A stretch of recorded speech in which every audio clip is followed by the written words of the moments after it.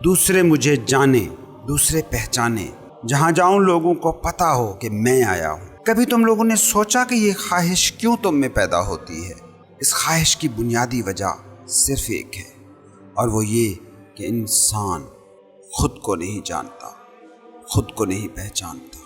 یہ خود کو نہ جاننے کا، خود کو نہ پہچاننے کا جو احساس قلت ہے، جو کم ہونے کا احساس ہے، اس احساس کو مٹانے کے لیے انسان چاہتا ہے کہ دوسرے اسے جانیں، دوسرے اسے پہچانیں، اس کا نام ہو، اس کی دھوم ہو۔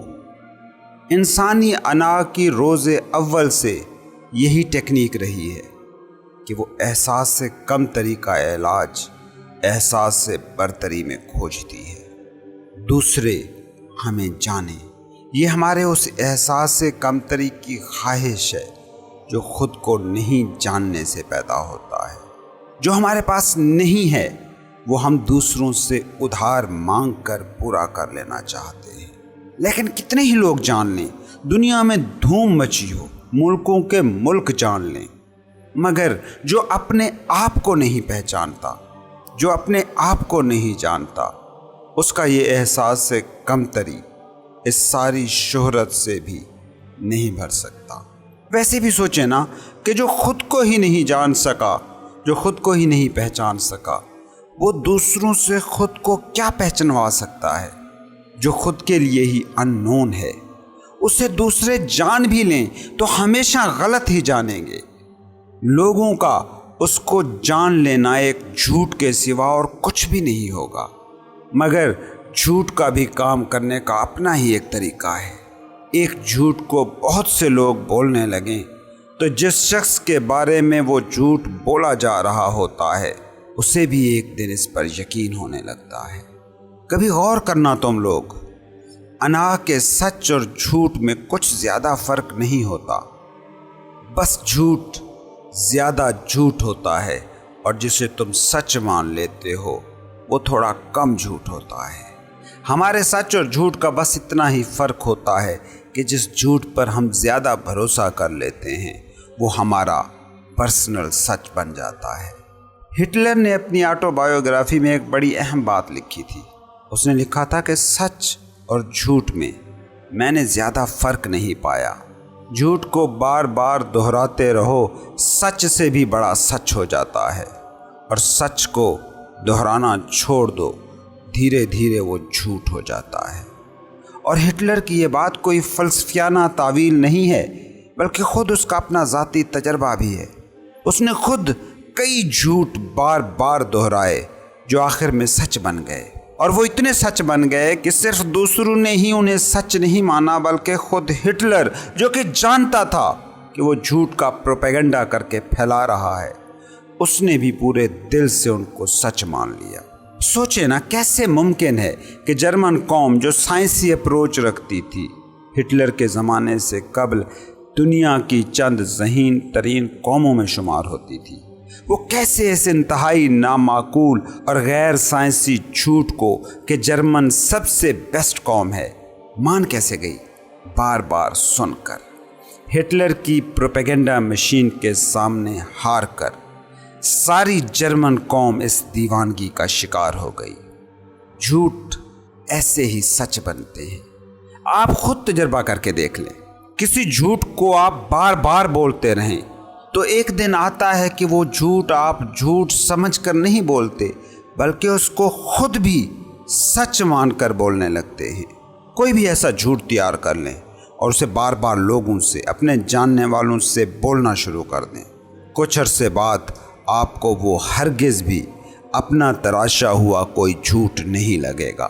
اسے نفسیات کی زبان میں کہتے ہیں آٹو سجیشن، اور یہ ایک بہت ہی بڑا ٹول ہے۔ آپ نے کبھی کسی ہپناٹسٹ کو دیکھا ہے؟ اس کے کام کرنے کے انداز کو دیکھا ہو کہ وہ لوگوں کو نیند کی ایک کیفیت میں لے جاتا ہے، پھر انہیں ہدایات دیتا رہتا ہے کہ تم بلی ہو، تم بلی ہو، تم بلی ہو، اور اپنی اس سجیشن کو وہ کسی محرک سے جوڑ دیتا ہے۔ مثلاً وہ کہہ دیتا ہے کہ جیسے ہی میں چٹکی بجاؤں گا تم بلی کی طرح میاؤں میاؤں کرو گے، اور حیرت کی بات ہے کہ وہی ہوتا ہے۔ سجیشن جو جھوٹ ہوتی ہے وہ پھر ان کا پرسنل سچ بن جاتی ہے۔ آپ نے کبھی غور نہیں کیا ہوگا مگر سوچ کر دیکھیں، آپ کا نام آپ کی اتنی بڑی حقیقت کیسے بن گیا؟ آپ کو بار بار ایک نام سے بلایا گیا اور پھر اس نام کے ساتھ ایٹریبیوٹس لگا لگا کر آپ کی ایک جھوٹی شخصیت بنائی گئی۔ مگر دیکھیں یہ جھوٹ کتنا بڑا سچ بن جاتا ہے۔ کوئی آ کر آپ کا نام لیتا ہے جو فرض کریں زید ہے اور کہتا ہے کہ زید کا بزنس ڈوب گیا، زید کی لاٹری نکل آئی، زید کا بینک بیلنس صفر ہو گیا۔ کیا اثر ہوگا ان فکروں کا اس شخص پر جس نے خود کو زید مان رکھا ہے؟ بے حد خوشی یا بے حد دکھ؟ اب سوچیں کہ اس شخص کا نام مائنس کر دیں اس کی بینگ سے، اس کے ہونے سے، اس کی ہستی سے، یادداشت کا وہ حصہ اڑا دیں جہاں اس کا نام محفوظ ہے، تو کیا یہی فکرے پھر اس شخص پر کوئی اثر کریں گے؟ یہی کچھ آپ کی ساری شناختوں کے ساتھ ہوتا ہے۔ ایک ایک کر کے ان سب ایٹریبیوٹس کا جائزہ لیتے جائیں جن کے مجموعے کو آپ کہتے ہیں۔ آپ یہیں پہنچیں گے کہ ایک جھوٹ تھا جسے آپ سچ مان کر چلے جا رہے تھے۔ سجیشن بار بار دہرا کر ریئلٹی بنا دی گئی ہے۔ جھوٹ اگر بہت بنیادی نوعیت کے ہوں اور اتنی بار دہرائے گئے ہوں کہ وہ آپ ہی بن گئے ہوں تو وہ اتنی بڑی حقیقت بن جاتے ہیں کہ آپ سچ اور جھوٹ کا فیصلہ بھی اسی ٹول سے کرنے لگتے ہیں جس ٹول کو بنانے والے کئی جھوٹ تھے۔ اس بات کو سمجھیں کہ ہمارے ذاتی سچ اور ہمارے ذاتی جھوٹوں میں بس اتنا فرق ہوتا ہے کہ جھوٹ کم دہرایا گیا ہے، سچ زیادہ دہرایا گیا ہے۔ مثال کے طور پر آپ کہتے ہیں کہ میں پاکستانی ہوں، میں بھارتی ہوں، میں امریکن ہوں، تو یہ بڑا سچ لگتا ہے۔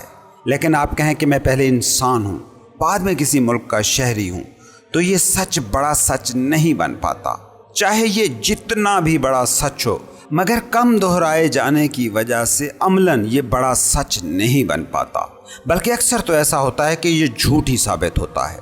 انڈیا پاکستان کے لوگ ایک دوسرے سے نفرت کرتے ہیں، پاکستانی امریکن سے نفرت کرتے ہیں، بھارتی چینیوں سے نفرت کرتے ہیں، چینی بھارتیوں سے نفرت کرتے ہیں۔ کیوں؟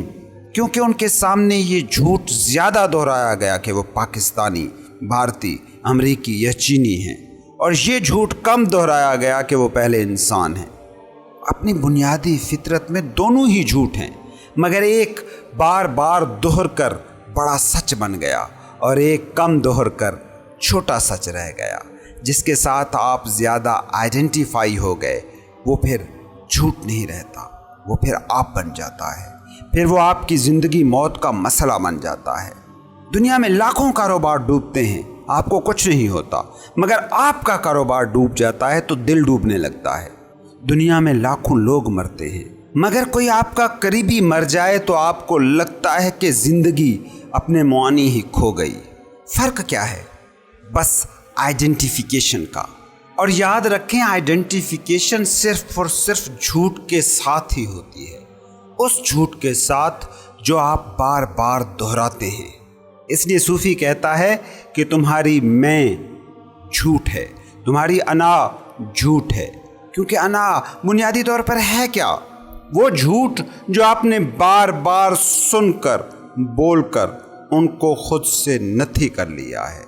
انسانوں کے لیے سچ کا بس ایک ہی پیمانہ ہے کہ وہ کتنا دہرایا گیا۔ اس لیے آپ نے کبھی نوٹ نہیں کیا ہوگا کہ پرانے جھوٹ ہم جلدی مان لیتے ہیں، نیا سچ بھی ہو تو اسے ماننے سے انکار کر دیتے ہیں، کیونکہ ہمارے پاس سچ کا معیار ہی ایک ہے، کتنا دہرایا گیا۔ مگر ایک بات یاد رکھو، جھوٹ ہزاروں سال سے بھی دہر رہا ہو تو وہ سچ نہیں ہو جاتا۔ تم اپنی انا کو ہزاروں صدیوں سے دہرا رہے ہو، مگر کیا انا سچ ہو پائی ہے؟ موت آتی ہے، وہ سب مٹا دیتی ہے جس کو تم نے سچ مان کر اس سے چمٹے تھے، اور سچ کو چاہے صدیوں میں ایک بار بھی نہ بولا گیا ہو تو سچ سچ ہی رہتا ہے۔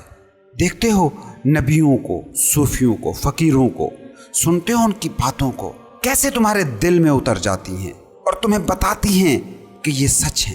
چاہے یہ باتیں تم نے پہلے کبھی بھی نہ سنی ہوں، پھر بھی تمہارے اندر کوئی مقام ہے جو جانتا ہے یہ سچ ہے۔ چاہے یہ سچ تمہارا پرسنل سچ کبھی نہ بن پائے، क्योंकि तुम झूठ के साथ बहुत अरसे से रह रहे हो, सदियों से रह रहे हो।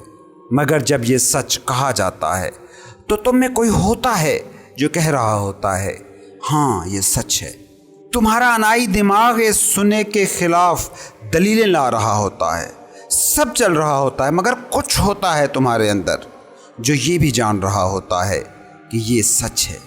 इस दौर के इंसान को ज़रा गौर से देखो, बहुत बारीक बीनी से। इसके सारे सच दोहराए गए झूठ हैं और कुछ भी नहीं। क्योंकि आज का इंसान सिर्फ और सिर्फ अना है, वो अना जो वो खुद तख्लीक करते हैं और जो मौत के वक्त मिट जाती है। कभी सोचा आपने मौत के वक्त मरता क्या है? क्या वो जिस्म मरता है? वो जिस्म मिट्टी से आया था, मिट्टी में वापस चला गया। आपने खुराक की शक्ल में सब ज़मीन से लिया था, लाश की शक्ल में सब ज़मीन को वापस लौटा दिया। जिसने इस खुराक को जमा किया था वो इस जमा शुदा जिस्म से पहले भी था और इस जिस्म के मिट्टी में मिल जाने के बाद भी होगा। यानी वो कॉन्शियसनेस जो पहले भी थी, जो बाद में भी रहेगी। तो मौत के वक्त मिटता क्या है? मौत के वक्त वो नाम मिटता है जो झूठ था, मगर दोहरा दोहरा कर आपने जिसे सच बना दिया था। मौत के वक्त वो फैक्ट्री, वो मकान, वो गाड़ी मिटती है जिसे आपने मेरी फैक्ट्री, मेरा मकान, मेरी गाड़ी करार दिया था। मतलब ये नहीं कि मकान, फैक्ट्री या गाड़ी मिट जाती है, नहीं, वो उसके साथ लगा लफ्ज़ मेरा मिट जाता है। तो मौत कुछ भी नहीं करती, बस उसको मिटा देती है जो झूठ था। और सच को आप जानते नहीं, इसलिए आप कहते हैं कि मौत के वक्त मैं मिट जाता हूँ। नहीं, मौत के वक्त आपका झूठ मिट जाता है। और अगर आप सच को जानते हैं तो मौत आपको मिटा नहीं सकती। आप कभी अपनी ज़िंदगी को गौर से देखो। कुछ बातें हैं जो आप अपने बारे में लोगों को बताते हैं, जैसे मैं डॉक्टर हूँ, मैं सच्चा हूँ, मैं बहादुर हूँ, मैं खूबसूरत हूँ। फिर लोग भी जब उन बातों को दोहराने लगते हैं तो आपको भी एक यकीन सा हो जाता है, भरोसा हो जाता है कि हाँ ये मैं हूँ। यही अपने और दूसरों के कहे का भरोसा है जो ज़िंदगी को बेकार कर देता है, जो ज़िंदगी के तजर्बे को भारी कर देता है। जो फ़कीर होता है, जो हकीकी सूफ़ी होता है, वो अपने बारे में दोहराए गए सारे झूठों को अपना सच कहने से और मानने से इनकार कर देता है। सूफ़ी के सर पर कोई सींग नहीं होते, बस वो ये हकीकत जान लेता है कि ये दुनिया जो मुझे कह रही है मैं वो नहीं हूँ। ये दुनिया बस मेरे बारे में, मेरे और दूसरों के कहे गए झूठों को दोहरा रही है। ये मैं बात कर रहा हूँ उस सूफ़ी की, उस फ़कीर की जो हकीकत में सूफ़ी और फ़कीर होता है, ना कि वो सूफ़ी या फ़कीर जिसको हम सूफ़ी या फ़कीर कह देते हैं। क्योंकि गौर करना, हमारे सूफ़ी भी दोहराए गए चंद फ़िक्रों और ख़यालों का मजमूआ हैं और कुछ नहीं। इसलिए गौर करना, कभी ईसाई ट्रेडिशन में पैदा होने वाले सूफ़ी को मुसलमान सूफ़ी ना मानेंगे। मुसलमान घर में पैदा होने वाले सूफ़ी को हिंदू सूफ़ी नहीं कहेंगे। हिंदुओं के सूफियों सन्यासियों को मुसलमान सूफ़ी संत ना मानेंगे, क्योंकि हमारे सूफ़ी की डेफिनेशन भी ये चीज़ मुतय्यन करती है कि किस झूठ को हमने कितना दोहराया हुआ है। हकीकी सूफ़ी के पास आप बैठें, वो कभी आपको आपकी इन रिवायतों को दोहराता हुआ नहीं मिलेगा। इसलिए सूफ़ी की एक बड़ी और अहम बुनियादी खसूसियतों में से एक ये है कि वो ऐलान नहीं करते कि वो सूफ़ी हैं, वो फ़कीर हैं। वो ख़ुद को इस लफ्ज़ से भी आइडेंटिफाई नहीं करते, क्योंकि इस बात को समझो कि ख़ुद को ज़ाहिर करने की, अपना ऐलान करने की जो ख्वाहिश है, वो ख़ुद ये बोल रही है कि दूसरा मुझे जाने, लोग मुझे पहचाने कि मैं सूफ़ी हूँ, लोग जानें कि मैं फ़कीर हूँ। जब आप किसी बात का ऐलान करते हैं, जब आप कोई दावा करते हैं, तो इसका क्या मतलब होता है? इसका मतलब बस इतना होता है कि आप कह रहे होते हैं कि मुझे सब लोग ये माने, ऐसा जाने, इस नाम से पहचाने। आपको मेडिकल कॉलेज ने डिग्री दी, उसके लिए एक तकरीब मुनक्किद की, बहुत से लोगों को जमा किया, फिर ऐलान किया कि ये बंदा इस डिग्री को मुकम्मल कर चुका। इसका क्या मतलब है? इसका मतलब है कि अब इसे डॉक्टर कहा जाए। फिर वो डॉक्टर साहब घर में बड़ी पार्टी करते हैं या खैरात करते हैं और लोगों को बताते हैं कि पार्टी या खैरात क्यों की जा रही है, ताकि लोग जान लें کہ اب وہ مسٹر اے یا بی یا سی نہیں رہا، بلکہ اب وہ مسٹر ڈاکٹر اے بی یا سی بن گیا ہے۔ اعلان میں، دعوے میں بس یہی ایک چیز چھپی ہوتی ہے کہ دوسرے مجھے جانیں۔ اس کے مقابلے میں تم کسی صوفی کو دیکھو، وہ کسی مرشد کے پاس رہا، غاروں جنگلوں صحراؤں میں بھٹکا اور کسی حقیقت تک پہنچ گیا۔ اب وہ واپس پلٹ آیا تو وہ واپس پلٹ کر کوئی تقریب منعقد نہیں کرتا کہ اب میں مسٹر اے بی یا سی نہیں ہوں، بلکہ اب میں مسٹر صوفی اے بی یا سی ہوں، یا مجھے اب فقیر اے یا بی یا سی کہا جائے۔ صوفی کبھی اعلان نہیں کرتا، سچا فقیر کبھی دعویٰ ہی نہیں کرتا، کیونکہ وہ بھی اگر اعلان کرے گا، وہ بھی اگر دعویٰ کرے گا تو اس کا مطلب کیا ہوگا؟ اس کا مطلب یہ ہوگا کہ وہ چاہ رہا ہے کہ دوسرے اسے جانیں، اور دوسرے جانیں، یہ خواہش ہی اس وقت پیدا ہوتی ہے جب انسان خود کو نہ جانتا ہو۔ اور صوفی اگر یہ اعلان کرے کہ مجھے بطور صوفی جانو، تو اس کا مطلب یہ ہے کہ وہ بھی خود کو جان نہیں سکا ہے، اور جو خود کو جان نہیں سکا وہ نہ صوفی ہے نہ فقیر ہے، وہ ڈھونگ ہے۔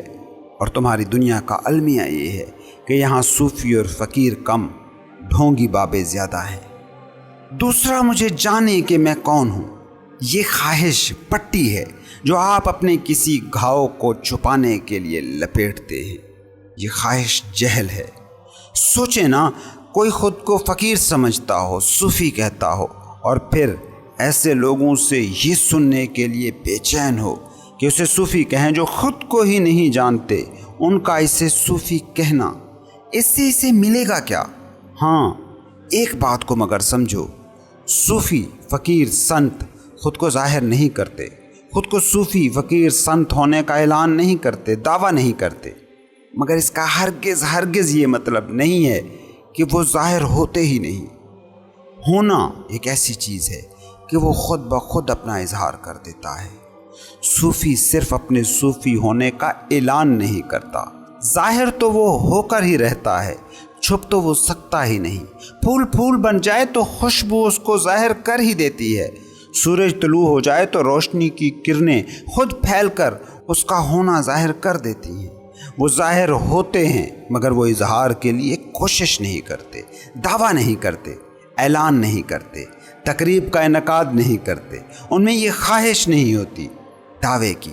اس لیے نہیں کہ دعویٰ نہ کرنا ان کے لیے ضروری ہے، بلکہ اس لیے کہ آپ جو ہیں وہ ہو گئے ہیں۔ اس میں اعلان کیا؟ اعلان تو ہوتا ہے اس بات کا کہ جو آپ اندر تو جانتے ہیں کہ آپ نہیں ہیں، مگر باہر والوں کو دکھانا چاہتے ہیں کہ آپ وہ ہیں۔ صوفی کا مطلب بس اتنا ہے، وہ ہو جانا جو وہ ہے، بار بار کے دہرائے گئے جھوٹوں کو سچ مان کر جینے سے آزاد ہو جانا۔ سورج ہو کر اعلان نہیں کرتا، پھول کھل کر پھول ہونے کا اعلان تھوڑی کرتا ہے۔ سورج ہے، پھول ہے، اور ان کے اعلان کے بغیر دنیا جانتی ہے کہ وہ ہیں۔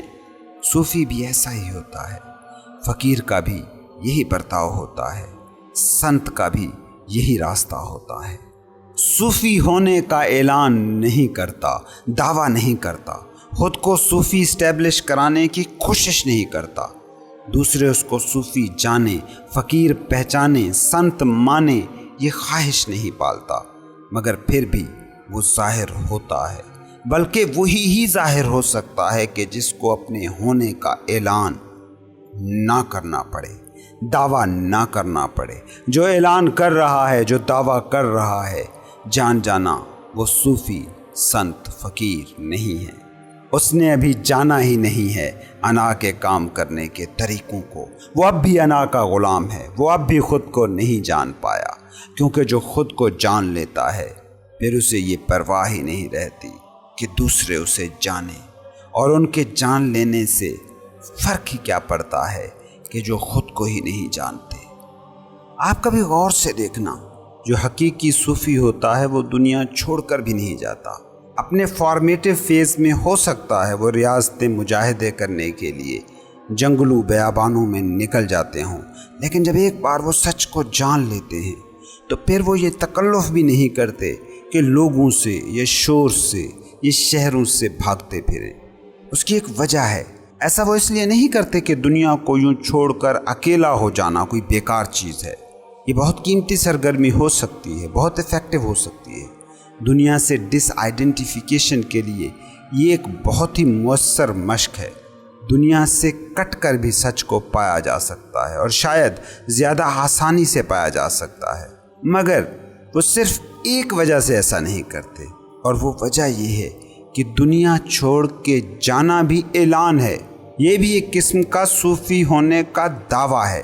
دیکھیں نا، کوئی صوفی ہے، وہ گھر چھوڑ کر جنگل جانے لگتا ہے، غاروں کا رخ کرتا ہے، صحراؤں میں جانے لگتا ہے، تو گھر میں، محلے میں اور ارد گرد شور مچ جاتا ہے کہ فلاں شخص نے دنیا چھوڑ دی، فلاں شخص نے گھر گھرستی ترک کر دی، سنت ہو گیا۔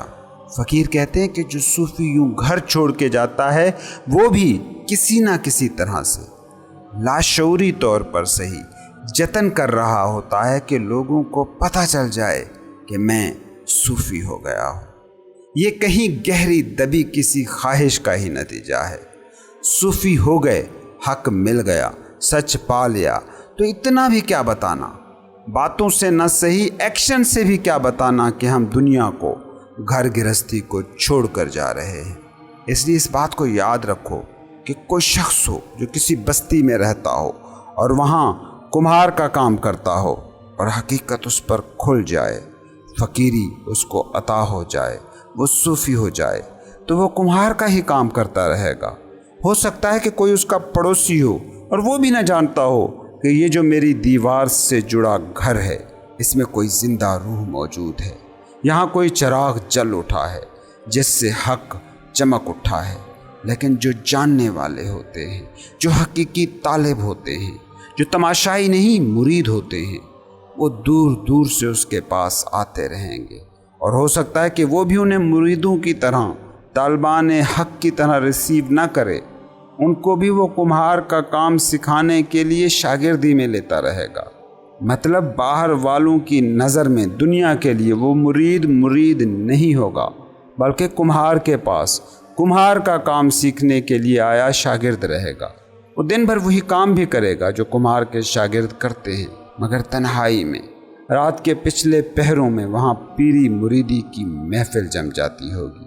اور کئی ایسی مثالیں ہیں کہ ایسے ہی کسی کمہار صوفی نے اپنے کسی شاگرد کو کسی موچی صوفی کے پاس بھیج دیا، جہاں وہ اس موچی کے پاس کئی برس تک موچی گری سیکھتا رہا۔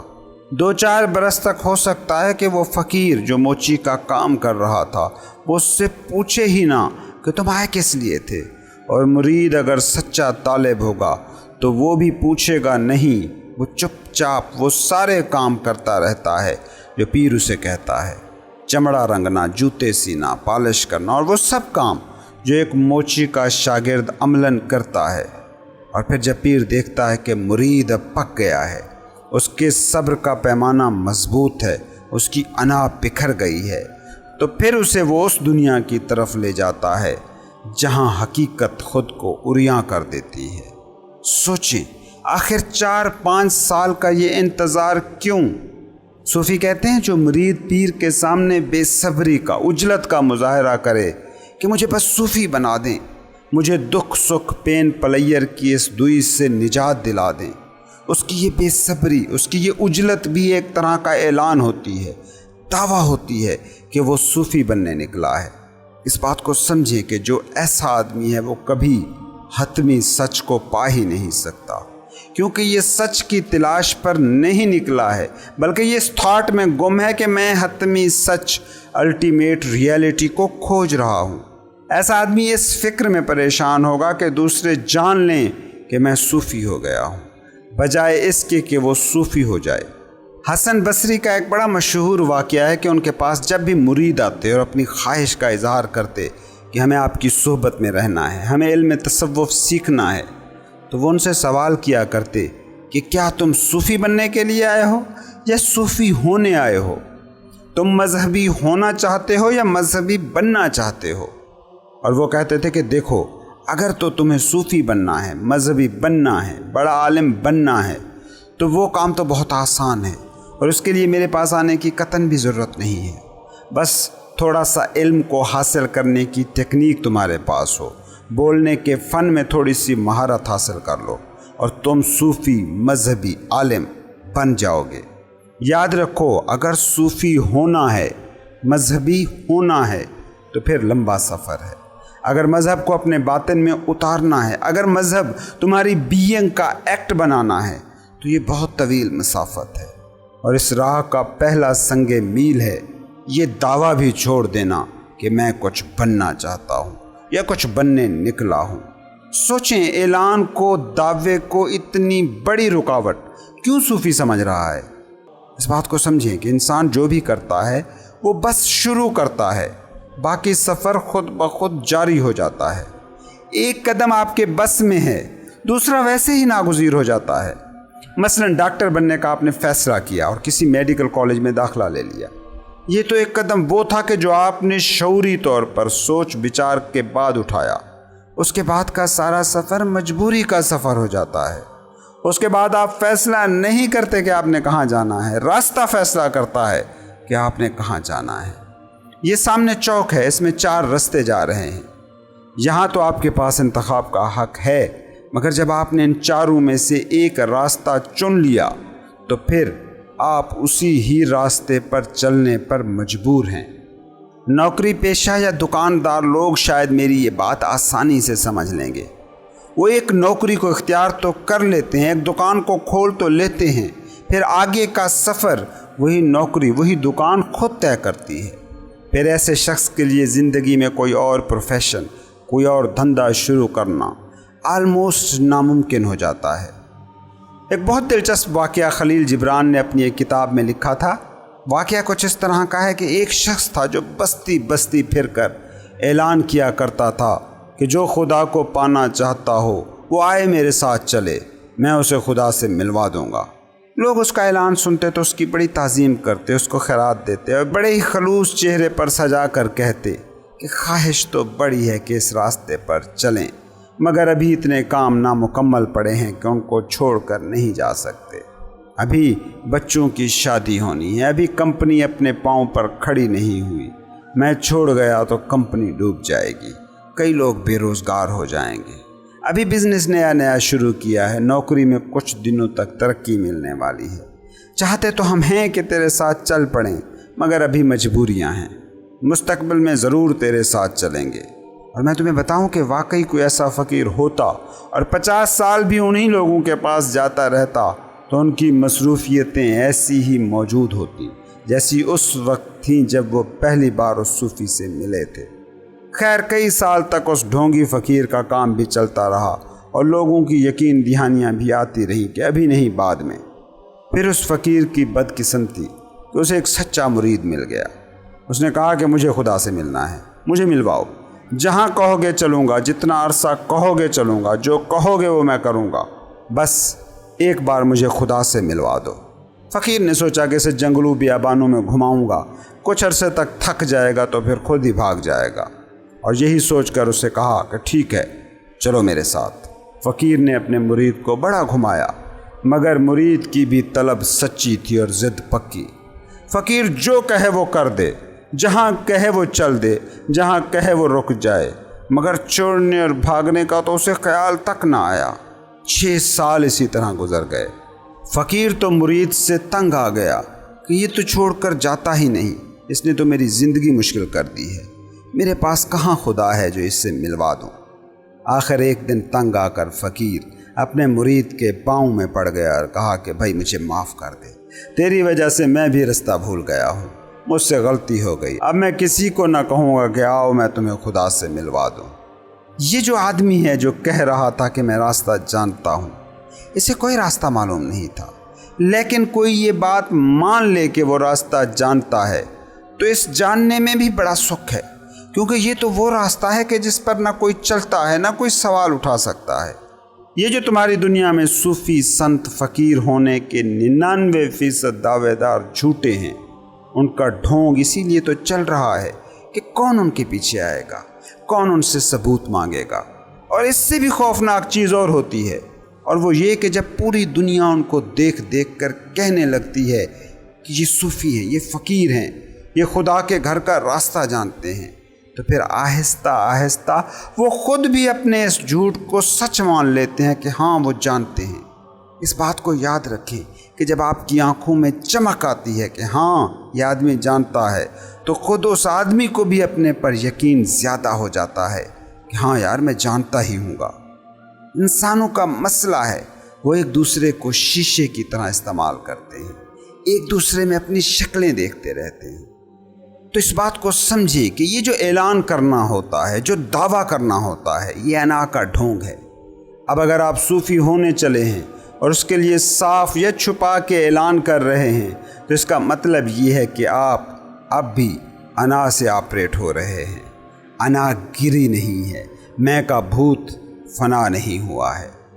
اس بات کو سمجھو کہ فقیر اگر ظاہر ہو جائیں، کوئی کسی صوفی کو کھوج لے تو اور بات ہے، لیکن وہ جو خواہش ہے کہ دوسرا مجھے جان لے، وہ صوفی میں، فقیر میں کبھی نہیں اٹھتی، اور یہ خواہش موجود ہو تو وہ صوفی ہوتا نہیں ہے۔ دوسرا مجھے جانے، یہ انا کی ضرورت ہے، اور انا دنیا سے جڑی ہوئی چیز ہے۔ انا میٹر سے، حواس سے آپریٹ ہوتی ہے، جبکہ آپ کی بینگ، آپ کا ہونا حواس کی دنیا سے ماورا ہے۔ بینگ تو وہ محل ہے جو انا کی دیوار کے ڈھہ جانے کے بعد ہی آپ کے سامنے خود کو ظاہر کرتا ہے۔ میٹر کے بیک گراؤنڈ میں موجود جو خلا ہے، اس کو دیکھنے والی آنکھ کھل جائے تو ایسا بندہ ہوتا ہے صوفی۔ میں خود کو جان لوں، یہ ہے صوفی کا رویہ۔ دنیا مجھ کو جان لے، یہ ہے دنیا دار کا رویہ۔ اب چاہے کوئی صوفی کا روپ دھار کے بیٹھا ہو، مگر کہہ یہ رہا ہو کہ دنیا اسے جان لے کہ وہ صوفی ہے، تو یقین مانو وہ صوفی نہیں ہوگا، وہ صوفی کا ڈھونگ رچا رہا ایک ایکٹر ہوگا۔ صوفی کا تو ایک ہی طرز ہے، اس کی منزل کا تو پہلا سنگ میل ہی یہی ہے کہ وہ اعلان نہیں کرتا کہ وہ کچھ ہے۔ کوئی مجھے نہ جانے، مجھے کوئی پرواہ نہیں، میں خود کو جان لوں، یہ صوفی کی کھوج ہے۔ میں خود کو جانوں یا نہ جانوں، لیکن ساری دنیا مجھے جان لے، یہ انا زدہ عام انسان کی تلاش ہے۔ اس بات کو سمجھیں کہ وہ صوفی ہے جس کے دل میں یہ جاننے کی تڑپ جاگ اٹھی کہ میں کون ہوں، اور جو میں کون ہوں کی تلاش میں ہو، اسے اس بات کی پرواہ ہی نہیں رہ جاتی کہ دنیا اسے کیا سمجھتی ہے۔ خود کو جاننے کے بعد دوسروں کو جاننے کی خواہش مر جاتی ہے۔ حضرت علی نے کہا تھا، من عرف نفسہ فقد عرف ربہ، جو خود کو جان گیا وہ رب کو جان گیا، اور جو رب کو جان گیا وہ کسی اور کو کیا جانے گا اور کیوں جانے گا، اور جاننے کی خواہش ہی کیوں کرے گا؟ ایک محل ہے، اس کو سمجھنا ہے تو اس کی ایک ہی اینٹ کو سمجھ لیں، وہ محل سمجھ میں آ جائے گا۔ اور وہ ایک اینٹ کون سی ہو؟